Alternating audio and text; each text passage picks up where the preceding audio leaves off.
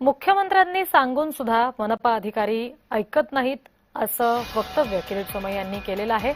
मुख्यमंत्र्यांनी सांगून सुद्धा मनपा अधिकारी ऐकत नसल्याचं त्यांनी म्हटलंय। जन्म प्रमाणपत्र मिळवण्यामध्ये बांगलादेशी वरचढ आहेत असं वक्तव्य सुद्धा किरीट सोमय्या यांनी केलेलं आहे। 87,347 लोकांना ज्यांचं वय 40 वर्ष, 30 वर्ष, 50 वर्ष, 55 वर्ष की त्याच्या नावात पेंडिंग मध्ये आईई करेक्शन आहे असं बहाणा सबब दाखवून रितसर वेगळे जन्म प्रमाणपत्र बेकायदेशीररित्या दिले। हे जे जन्म प्रमाणपत्र 87,000चा घोटाळा आहे त्यात मोठ्या प्रमाणात संशयास्पद बांगलादेशी आहे। माझ्याकडे पुरावे आहेत, मी एसआयटीला दिले।